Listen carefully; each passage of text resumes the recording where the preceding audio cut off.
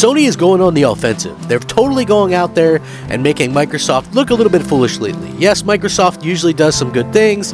Microsoft has been really ahead of their game for a long time, but you see cracks in the armor. You can see Microsoft starting to kind of flounder a little bit.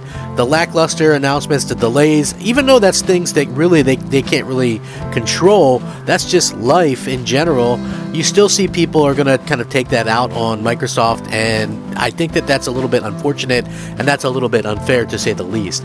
Now, Sony continued to pour it on, continue to really kind of do some amazing announcements today, and this is official, folks. This is really official stuff.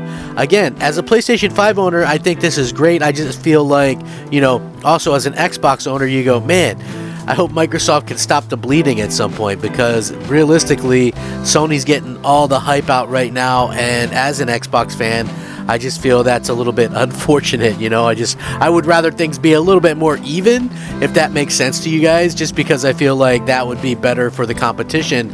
Again, though, I think luckily Microsoft is going to stay in the console race strictly due to the fact that the PS5s are harder to come by than the Xboxes, so that's going to allow them to sell more. But anyway, this is really cool stuff, exciting stuff. E3 season is upon us, and again, I feel like this is something that a lot of people are going to be super excited about. Now Microsoft and Sony are both going to do showcases.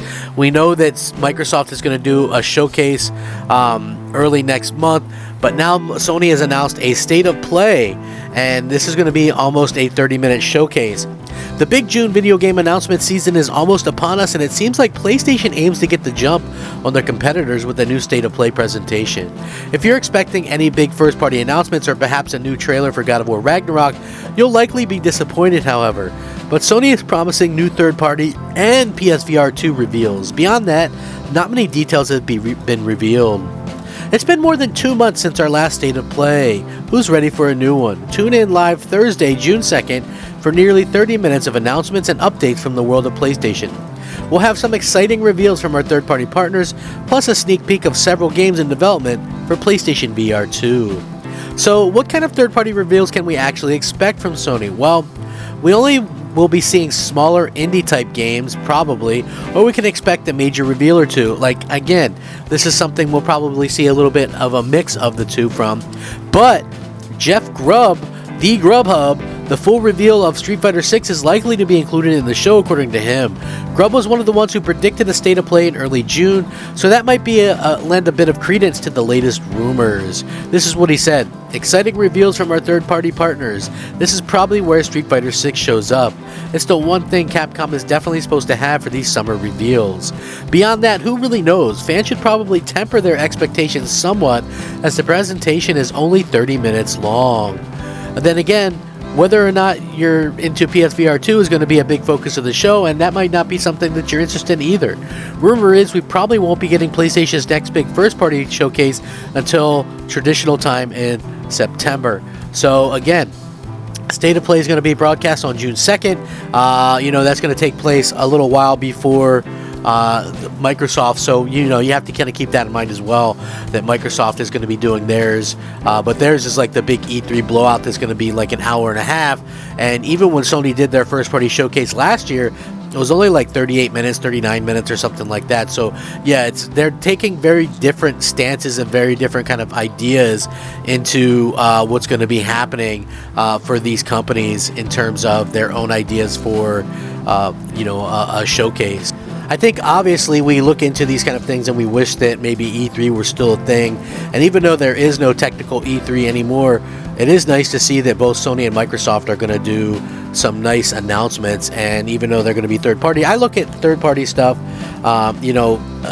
the way that a lot of people do. I think of it as something, hey, I'm going to be able to add this and have this added value to what I have already with my console. So, it's very interesting to see how this kind of comes about and how these companies go different kind of routes with it. Obviously, PlayStation's recent acquisition spree isn't finished, and PlayStation has 2 unannounced live services service games before April 2023, and that the company expects half of its annual releases to be on PC and mobile by 2025, by which time it will be splitting its investments evenly between existing franchise and new IP. So we know they got a lot of interesting things working out. Again, this is going to be more of a third-party situation, and they're going to be talking about PSVR 2, which I, for one, am thrilled about because I love PSVR, and I'm really excited to get the sequel and get the better technology and things like that. And I think it's going to be something that really kind of comes along at a really good time, because it's going to give people something a little bit extra to be excited for.